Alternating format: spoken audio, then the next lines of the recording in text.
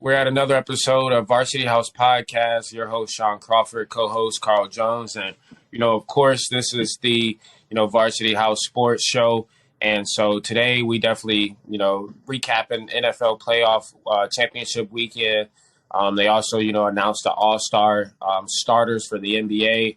And then we'll also dive into a little bit of, legalized betting in Ohio and just what a crazy frenzy that has caused, just throughout, Cleveland, the state in general. So we'll definitely dive into that. But before we get there, make sure you check out our podcast with Tegan Jr., former Ohio State Buckeye, 14-year NFL career, played with the Dolphins, the Saints, the Niners, the Bears, the Panthers, also played in the Super Bowl with the Panthers with Cam Newton. So make sure you check that out. It was a great conversation, talking about the community that he's from, Glenville, which is, a smaller community within Cleveland, and the things that he's doing just to trying to help out the community, giving back to the kids, creating, hubs for kids to go to, after school and things like that. So great conversation. Please tap into that. And again, we'll continue to deliver more heading out this week to Vegas for the NFL Pro Bowl. So we'll have some Pro Bowlers stepping on and, having a podcast with them. So very excited for that. But before we get there, we got the sports show. And so this week, I already mentioned what we're talking about. So let's just jump right in. We can start with the NFC Championship just because, that game, it had a lot of hype around it. A lot of stars in that game, and Eagles fans showed up, the Eagles players showed up, and just unfortunate luck for Shanahan and the Niners again this year. So obviously we get to that game. There's a lot of hype around the game. I thought it was going to be a very close game, but it's just unfortunate that they have the injury to the third string quarterback, and have to bring in the fourth string quarterback. And then, which ultimately, he didn't even end up finishing the game. So, when they're talking about, I remember in the game, they were using Christian McCaffrey, and they were about to change his helmet to the quarterback helmet and things like that. I'm like, man, I just hope it stays close. But for a minute there, it was because, Christian broke that crazy, that crazy touchdown run. So it brought some spark back into the game and things like that. But at the end of the day, once they heard Joshua, I think, or the fourth string quarterback, it was just all downhill from there. But, the Eagles, they've been playing, great ball. Don't want to take anything away from them.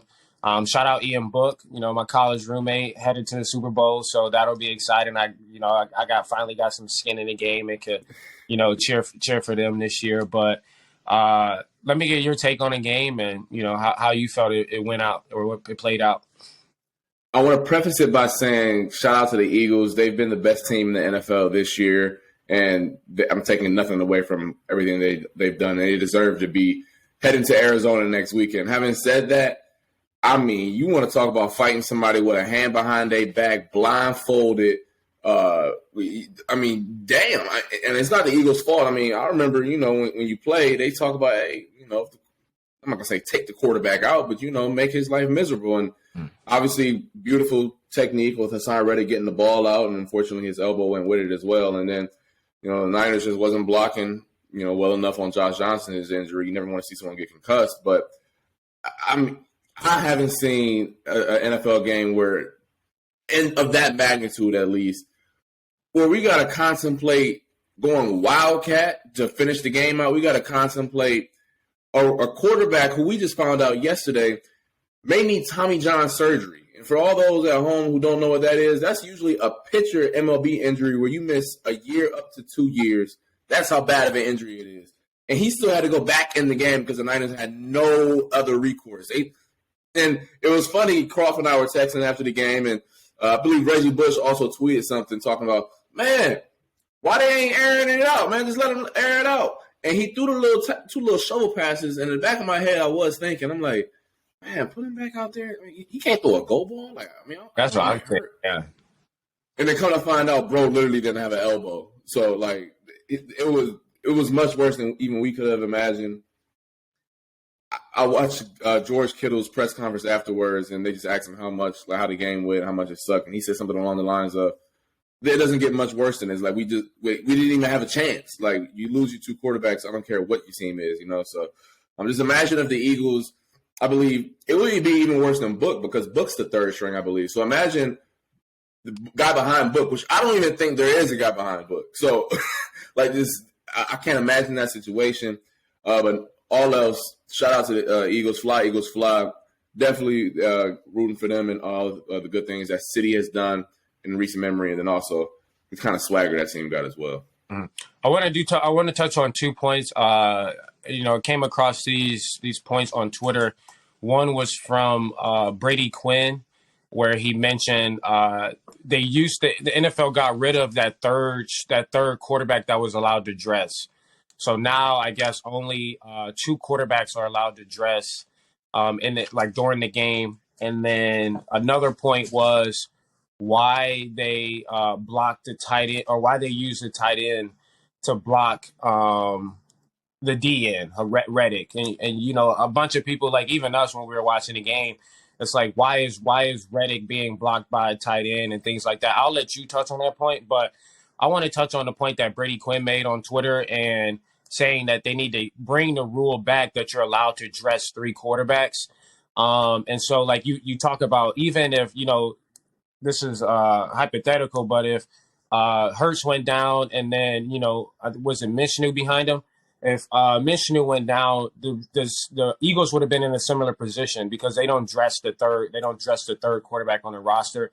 I don't know why he's at the game if he's not dressed, but that's just an NFL rule. And so hopefully, because of this situation, they're able to, NFL loves changing rules based off playoff games, and maybe depending on who it is, maybe if the Bills complain about it, the rule might get changed. But we'll see what the 49ers do. But I mean, it makes sense to have a third string have a third string dress. But if you look at other positions, I'm sure there's a key position out there that they need to dress. So for all the football fans who don't know, I believe there's 54 people who are, active on the roster, but only 48, I believe, who dress the game. So hopefully they can bump it up to 49 or, figure out a way to change that and allow that third quarterback to dress, because situations like this, you obviously don't want to be in.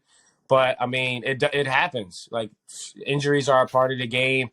Quarterback is not a dangerous position, but they're in vulnerable positions, to get hit late, to get their throwing arms hit and all those things. So hopefully, we'll see some change there. But just a little insight into why Christian McCaffrey was the third string quarterback, after Purdy and then Josh went down. But you go. No, I was just going to say, that just makes all the sense, especially with how much the NFL and all football leagues try to protect quarterbacks anyways. Like, y'all not hiding it anymore how much y'all think how valuable the position is. So, make sure the product stays good as well, barring the worst situation happens, which it did on Sunday. And then touching on the point that and I think everyone else on Twitter believed when we saw the play happen, because it's been happening for years now, this exact play, and I will always tweet the same exact thing. Why the hell are you using your backup tight end to block the team's best pass rusher? Because that was a play that Brock Purdy ended up tearing his UCL on. And Joe Thomas and I believe Mitchell Schwartz, 2 all-pro guys. Joe Thomas is going to go to Canton, Ohio this year for his Hall of Fame career. And he broke it down in saying that a coach like Shanahan, who is regarded as one of the best offensive coordinators in all of football, wants to make everything look the same. So whether that's the run game to the pass game, a bootleg, to a stretch, he just wants every play to look the same. So that includes tight ends doing the same things that they would do on a run play as they would on a passing play. Tyler Croft, I believe, who was the tight end who, got his lunch money taken by Hassan Reddick on that rep. On run plays, he would have to block Reddick. It wasn't like he would just avoid Reddick and go get a safety or a linebacker because it would be an easier block. No, they want to make everything look the same, and that counts for when the Niners go play action. Okay, we're going to have to you're going to have to block this defensive end to make it look the exact same as if you were blocking the a run play. And unfortunately, Brock Purdy didn't have the read quick enough. I'm not blaming him at all. It's just unfortunate. You'll never blame an injury on the guy. You never blame an injury on one given person. But that's why that was. And once I heard that, it makes a ton of sense as to why, that play happens and why, tight ends continue to block. Premier pass rushers. I believe Hassan Reddick led the NFL in sacks, so it kind of confused me a bit. But it's always good to learn from not just, guys who play in the level, but literally guys who are going to have a bust in Canton Hall of Fame for how well their careers went. So just to add some context as to why the hell a third string, second string tight end was blocking the best pass rusher for the Eagles. But yeah, we all learned something when we saw that clip. Mm-hmm. Yeah, so obviously, like we said, the game didn't go as probably as many fans wanted it to, but I do believe the Eagles were the best team in that game, and they, like you said, they've been the best team all year. So excited to see them get to the Super Bowl. They got a ton of stars on the team, so and their fans, I know their fans are going to show out, and it'll be a hell of a game. So, and then we get to the AFC Championship where we got the Chiefs and the Bengals. I'm gonna be honest. I had the Bengals just because, and then just because of Burrow, not because there was Burrow hand or even just the history of Burrow beating Mahomes. It was just the matchups. Like I like the three receivers that the Bengals had versus the Chiefs DBs, and even throughout that game, I think it was the first drive it was definitely the first quarter where Snee goes out, and I'm like, okay, now the Bengals are about to just pick them apart. And then Boyd ended up getting hurt going down. And so it was, it was a little better matchup for him. But as we saw throughout the game, the Bengals receivers started to make plays. Like you got Higgins, catching a jump ball in for a touchdown. And then you got Chase, making the crazy grab over two people on fourth down. So, and I was just thinking like, okay, this game will come down to the last person with the ball. And the Chiefs can't really stop Chase and Higgins, and then Burrow was also he caught his groove. The O-line whatever adjustments they made, after I think it was the first 9 snaps, he was sacked 4 times, but like after that, whatever adjustments the O-line coach made after that, and the offensive coordinator and just the offensive coach and all those people made, I mean, it was amazing. Like Burrow had time back there, he was making things shake. He was the throws to the wide side of the field, he was money on. I thought he played it great. I thought he played a great game. But then you take a look at, the other side of the ball with the Chiefs, and throughout the game, like receivers are going down for the Chiefs, receivers are going down for Mahomes, and I'm just like, man, the Bengals have to win this game. Like if it comes down to it, I think the Bengals DBs would be able to hold up against Sky Moore, and to be honest, I don't remember the other outside guy that was it, because he was like the 4th stringer. So I don't remember his name, but they started to get a hold of Kelsey towards the end of their game, and so I'm just thinking like, man, they got a chance, and so obviously that last drive with the Bengals, Burrow, intentional grounding. I really don't believe it was intentional grounding just because I saw the running back there. I know they say that it has to get to the line of scrimmage, but, at the end of the day, like some screen passes don't get to the line of scrimmage. So whatever. But I do believe we got the best matchup as long as the Bengals players can the Chiefs players can get healthy. I do believe we got the best matchup for the Super Bowl, because Chiefs fans they're going to go ballistic. Eagles fans are going to go ballistic. So, this is a great matchup. You got the Kelsey brothers meeting up in the Super Bowl, and you also got Andy Reid playing this former team. So, if you don't want to say it was scripted, but it seems a little scripted. But I'm definitely excited to see this next matchup. But let me get your thoughts on that Chiefs and Bengals game. Yeah, I gotta give a love to Patty, man. What he did Sunday, it might not be talked about, like, not even 2 years from now, just because you don't understand, like, live in the moment what he went through this week. But to add some context to the performance he put on, he ended up with 326 passing yards and 2 passing touchdowns, right? My man was on a high ankle sprain, so he was on one leg, and it was evident at certain plays out there that he was hobbling around, 1 foot, 2 foot, blue foot, red foot. It does not matter. Patty was still making plays. His tight end didn't even know if he was going to play on Sunday. He had back spasms, got hurt on Friday walkthrough, so let's put that into account. As Crawford alluded to, lost 3 receivers throughout the game, Tony, Juju, and McCall Hardman. Now we down to Sky Moore, who hasn't played much, Marquez Valdez-Scantling. Wasn't Green Bay said you can go, so like just imagine, like, and Green Bay needs receivers, so I'm like, we're talking about the level of talent he's working with now, right? Despite all of that, still finds a way on that last play of the game, and I know, controversial late hit. I mean, bro was out of bounds. I'm going to defend defensive guys as much as anybody, but he was out of bounds. I don't know what else you want me to say about that. Bro found a way. Probably was screaming while he was running, but he found a way to get them 5 yards, to get the first down, set up the game-winning kick.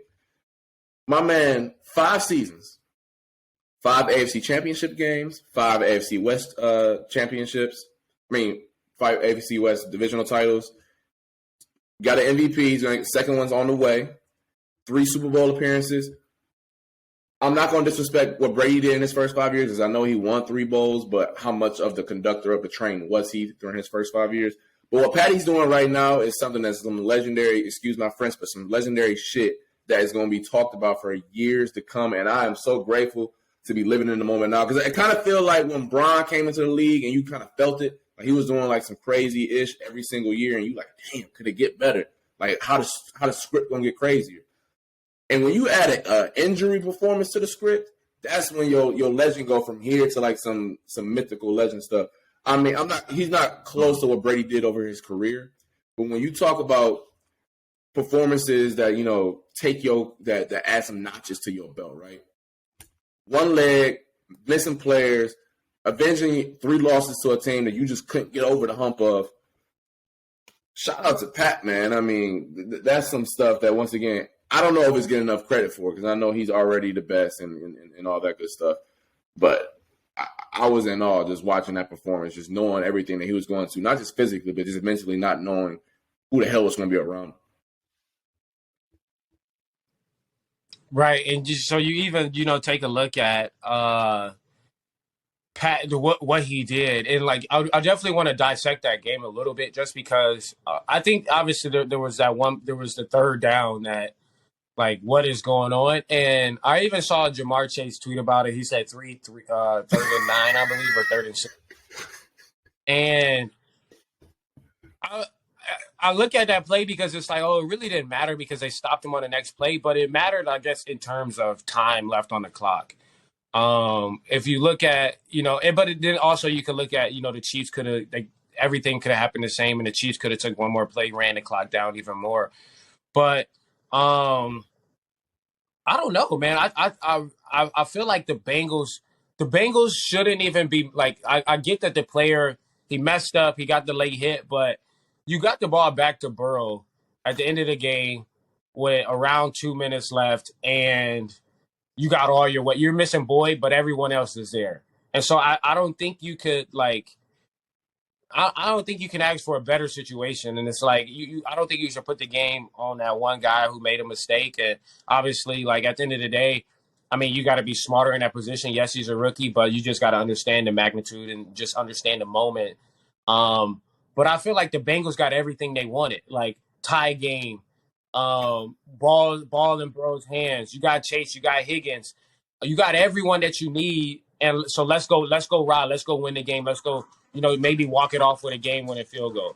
So, for the Bengals fans out there who are mad about the extra third down, or even just a late hit, like you had the game in a position that you wanted it in with the opportunity to win it. So I can't say much about it. If you would have told Bengals fans all week, hey, y'all going to be tied late in the fourth quarter, Joey B just got to get 60 yards, because that's probably what it was to get in the field goal range. Like you said, Chase and Higgins. The Chiefs don't have any of their starting receivers. And that's the situation they was put in. Every single Bengals fan would be like, yeah, we'll take that shit 10 times out of 10. So, like, I'm sorry. Like, I don't really feel sympathy for the whole Joseph Asai thing. bro balled out first off. So he was the main reason why y'all was even in that position. Like, do y'all want to check? I checked his highlights after the game and what he did because I was working, so I couldn't like really lock in every single snap. But I'm looking at what he did, looking at back. I'm like, yo, bro was spazzing out there. Like, he was really making Mahomes life hell. So like, we're not going. And I know the Bengals teammates have done, especially B.J. Hill. Shout out to what he did post game, standing right next to him during the medium scrums, because I know that's not easy to do at all when the whole world saw the mistake you made. But nah, man, keep your head high because you balled out and was really one of the main reasons y'all was even in that position. So y'all want to blame anybody, blame all the other 52 because the other 52 didn't do their job, and blame the offense for not, at least even getting enough yardage down the field to pin the Chiefs. The punt return. Blame the special teams. That punt return set them up. Like, there were so many things that affected the outcome of that last drive besides, the fatal penalty. I know that's easy to do because it was the last thing we saw.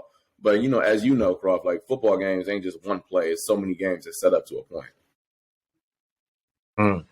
Definitely. And so we'll wait on the Super Bowl predict. We'll leave the prediction till next week. We'll analyze, the two teams a little bit more before we go out there and give our prediction on who's going to win the game. But, obviously at the end of the day, it was a great NFL season. If you look at it, like, for me, I felt like as far as the AFC, I thought it would have been the Chiefs or the Bills. The Chiefs got there. Shout out to Patrick Mahomes for doing it without Tyreek Hill as well. I think obviously that's forgotten. But then the Eagles, the way they played all year, like it felt right for them to be here. So they just keep executing and doing their thing. Shout out to Jalen Hurts. Just the adversity he's battled through, not even in college, but just since he's gotten to the league, how the narrative has changed on him, already. So hopefully he continues to ball out and just continue to prove himself right and prove people wrong. But now we're going to move to the NBA a little bit.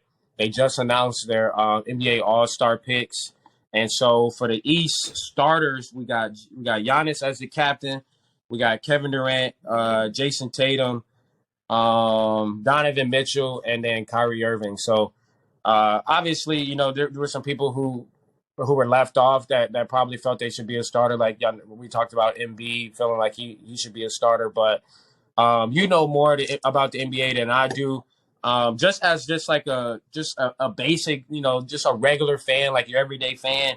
Giannis, KD, Tatum, Donovan, Kyrie. They seem like a great lineup to me. The way Kyrie has been balling since KD's been out is unreal. Donovan, he put up 71 this year. Tatum is, an MVP favorite right now. KD is KD, so we're not going to discuss that one. And then Giannis is doing Giannis thing. So it's just like he's, always just been the leader of the Bucks and always got them at the top of the East. So everything makes sense for me. I'll let you kind of make the argument on Embiid, and then also just your thoughts on just the roster so far.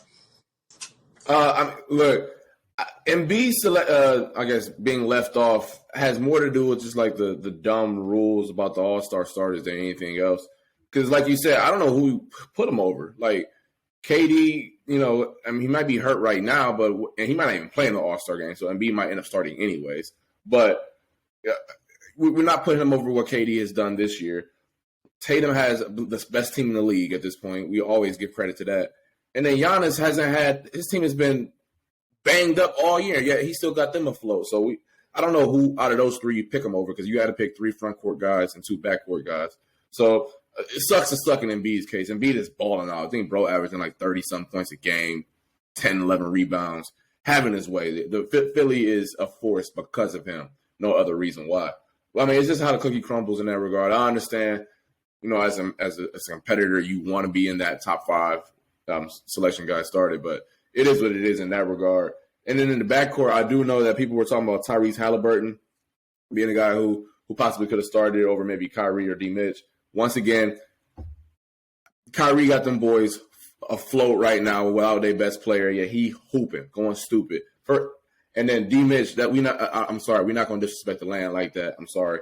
Plus, he going back to Salt Lake City, the game in Utah. Y'all tripping if y'all ain't think that D. Mitch was starting. Come on, the NBA messy. They like their drama. You don't think D. Mitch not going back to the crib and starting?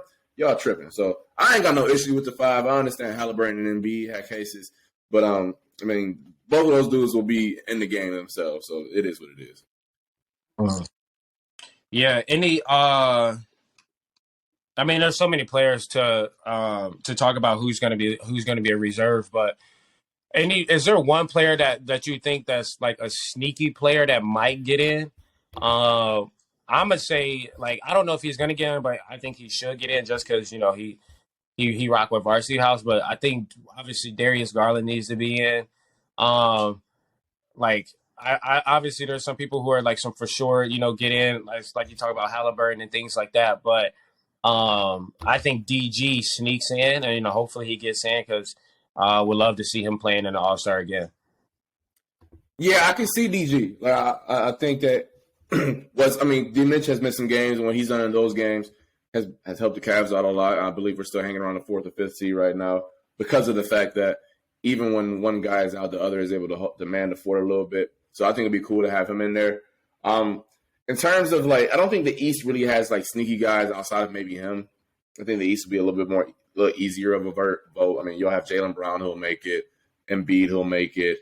I think where it'll be funny at the East will be the back end because you'll have Darius Garland, Jalen Brunson, I believe, guys of that magnitude who are all going to be competing for that same spot. Jimmy Butler. And I think it'll be kind of like your preference of who deserves what. I know Jalen Brunson playing in New York, and there's no knock on his game. Every time I'll be betting, I'll be seeing that his stats is getting higher and higher, and his odds is getting more ridiculous. So I probably should have bet on bro in November, but it is what it is. But yeah, I mean, Brunson will probably be a guy who's up for consideration. DG, shout out to DG. But yeah, there's more locks in the East to where I don't think there'll be any surprise picks or anything like that. Mm-hmm. And now we get to the West. LeBron, the named captain, 19th All-Star, ridiculous. You got Luka, who's been on a tear. Jokic, who's unstoppable as far as points, rebounds, and assists. Like he's doing it all. Steph is seems like Steph didn't age. Steph is still doing Steph things. And then Zion, he's been hurt a little bit this year, but when he does play, it's electric. It's amazing. And so I think the West is a huge is a huge side that we look at because leaving off Ja. A lot of people, but you mentioned the NBA rule of having the 2 backcourt guys, 3 front court, and things like that. So it was kind of, I'm not putting Ja in over Steph and Luka. That's just it's one of those things you just gotta, sucks. Like you said, sucks to suck. But look at that. I mean, Ja is doing his thing. Like he's balling out. He had a crazy game this past week actually, and so. I think, obviously he's going to continue to go out and make his case. I think Ja and the Grizzlies, have higher hopes and, just, trying to get invited to the All-Star or trying to be an All-Star starter, and trying to, be MVP and all those things. Ja really wants to win. And I think, that's what he cares about. So it's just tough. When you got Steph at this level and you got Luka at this level, it's tough. Like Luka just dropped 50 something last night. So first game off of his ankle injury. So it's just tough. It's like you said, it sucks to suck. But let me get your thoughts on the Ja situation, and then also Bron. You being a Cleveland guy, 19 years is unheard of, and then just the rest of the team. Yeah, one Ja's same situation as Embiid. I don't know what your case is, but I mean, unless your case is being better than Steph and Luka, which is not, then look, man, it is what it is. Ja is a phenomenal ball player. I mean, if you're the third best guard in the West, probably would be the 5th best player. Fifth best season. Season's been better than Zion just based off of availability, right? But I mean, that's just the way the cookie crumbles in terms of the rules. And Bron, bro, 49 years old and out here hooping as if he's still back in St. Vincent St. Mary. Bro had a dunk the other day, and I swear I didn't think he still had it in him. I know he can dunk, but he did some stuff where I ain't seen since he came into the league. Like, I don't know what deals he been making with the devil. I don't know what he doing in his off season. I don't know what cryotherapy he got. I don't know. And Brian really don't show a lot behind the scenes. He be showing them weak medicine ball workouts and shit and all them like calisthenics. Like, nah, bro, show me the good stuff. Show me the good stuff that you actually doing. Because that medicine ball ain't the reason why your ass is still playing like you is in year 19. That's just not, or you're 20. My bad.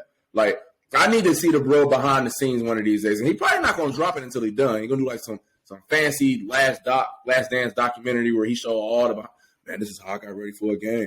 Bro said yesterday to, I saw it on TikTok, he sleep for 12 hours on certain days. Is that the recipe? I mean, I be sleeping for 12 hours and I still don't get shit done. So like, but it still don't make no damn sense at all. I honestly thought this was going to be the year coming into this year. I'm like, all right, you're going to see the drop. Like, this is going to be the, maybe not like 20 points a game, but this is going to be the, all right, how many years do Bron got left for real at this point? Is he still going to be that boy when Bronny come in?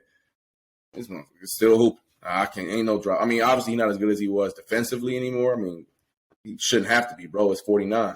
But it's ridiculous. And somebody need to figure it out. If Bronny on his Twitch stream one day he just tell everybody, yeah, this is what my pops do. Because he cheating, not letting everybody else get in on that secret. I could still be playing. Hell, no, I'm capped. But, like, come on, man. Like, that shit ain't fair, man. It's crazy, man. I feel like my kid's going to be able to see Bron play at this point. Yeah, there hasn't been any slowing down for him. It's getting crazier, and I think obviously he's approaching the record. But like he has all season to break the record, and he's trying to do it as fast as possible. Like but it's also not even, I don't even think it's about the record. It's like him truly wanting to try to get to the playoffs.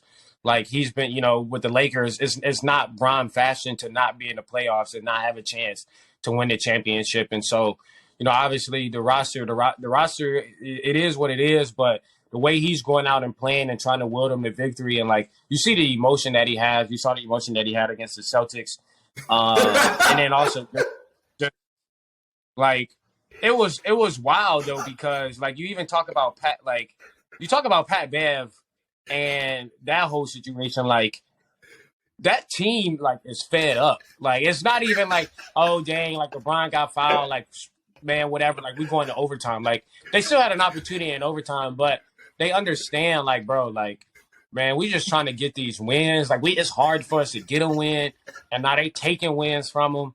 So the whole like I don't like how much LeBron did was a little OD. Like, I wouldn't have went that crazy, but, like, I mean, I think this was, like, the fourth or fifth game that has happened to them that they didn't get a foul call late, and they ended up losing the game. So, 5 games in the tight West, that matters a lot to them. So, but touching on the point, the Pat Bev part, like, who they might, if it was someone on the Lakers staff who gave them the camera, they might have fined that photographer just for letting Pat Bev get that off, because at the end of it, like you were supposed to say no to Pat Bev. Like, okay, Pat, like no, we can't. We like somebody should have stopped Pat in that moment, and then it was like it was so funny because Pat was serious. It wasn't even like, oh, I'm about to do this, like I might get a tech or anything like that. It was like, no, like this is what I'm about to do. Like ref, like you tripping, like I'm about to like what? Like he grabbed the camera,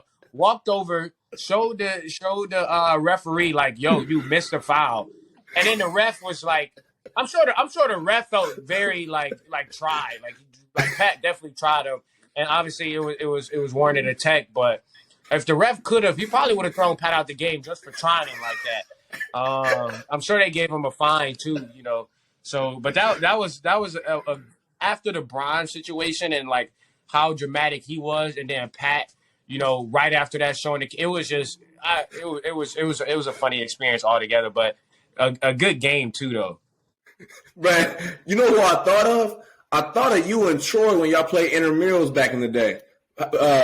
For some context for the audience out there, we used to have intramurals basketball before school and high school, and Crawford and Troy. I played for a couple games. Couldn't do it. They wake up early as hell to get to go play basketball. That was like one me. I needed my sleep, right? But in the off season, they would go up and play basketball, right? For intramurals and playing up against the other kids who ain't nearly as athletic as them. Mind y'all, by the way, like Crawford and Troy is elite athletes, and they in there, playing with the kids who just ain't play basketball since 5th grade and shit, right? But having said that, though, them boys used to be on the ref's head every single intramural game, talking crazy to everybody, like, because they competitive. Like, them two boys, like, mad competitive. And if there were cameras at intramural games or iPads or something, iPhone, that could have been shown to, I think Mr. Corrigan was a ref, a chemistry teacher. If it could have been shown to him, Crawford and Troy would have did that shit. They would have walked right up to him and just wouldn't even said nothing. They just would have went like this. Just put the camera right in their face. Bro. And that's what I thought of. I thought y'all too. I'm sorry, dog.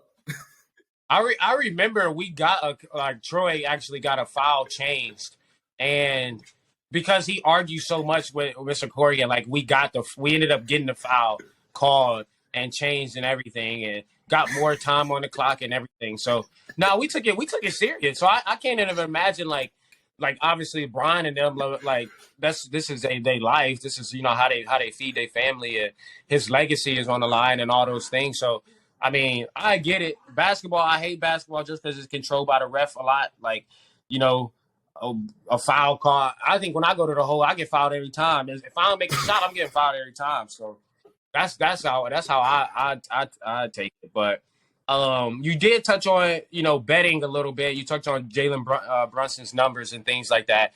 And obviously betting was legalized in Ohio January 1st. And since then, my Twitter feed, my Instagram feed has just been nothing but Cleveland and Ohio people just talking about bets like they like it's their job. Like, I see people online 7 a.m. in the morning after a game, like, man, I can't trust Russell, I can't trust Karis LeVert, like I can't trust like all these people. I'm like, bro, like a couple months ago you wasn't even tweeting about basketball, you wasn't even tweeting about football, and so now just seeing like how like and some of my friends that are females as well that don't even watch sports, they bet, and then even my mom, she got the little free bet because she signed up in Ohio and things like that, and I had I was like, yo, you should do this, get the free bet, whatever. And this past weekend she called me, she's not even at home, she called me like, yeah, well, guess what, I won my first parlay. It was a good parlay, by the way. It was like it was the unders in the Eagles game. What was it? It was I think CMC touchdown. It was a good parlay, by the way. But Eagles money line, so it was a solid parlay. I'm like, okay. And then she was like, but then the next game she lost it. So I said, now you hooked though. Now you hooked. You got the taste of a win.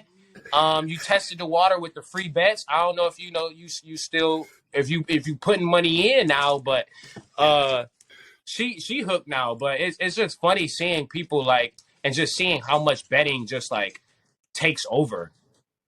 Bruh, I'm up in New York right now, and New York's been legal for 1 year longer than Ohio. I got it January 1st, 2022. But it's just hilarious how all facets of the world, or in this case, the state, are controlled by sports gambling. Like, it's like you'll walk around and people be like, hey, so like you rocking with the NHL tonight? Like, bro, I don't watch the NHL, but I heard like this line right here, this dude always gonna get a point. Tap in. And now I'm like, damn, bro. Like, I be on my timeline, like Jared Allen gotta be a sucker, DG suck. Evan Mobley, the worst player in the NBA. Like, damn! Like, I thought we was for the land, baby. I thought we was locked in. And every other day, and that's how that's what gambling do, though. Money make you irrational sometimes. Money make you hurt. I mean, you work hard for your money. You ain't just trying to see it go away. Especially when you see guys get hurt, things out of their control. Guys getting hurt. Missing jumpers, missing shots, things of that nature. So you really get tight in that regard. But it'd be hilarious because some of my homeboys who don't really bet, they think them parlays, and I'm not talking about like them 3-team parlays. I'm talking about them 15 legs. You got to scroll to see your whole bet parlays, all right?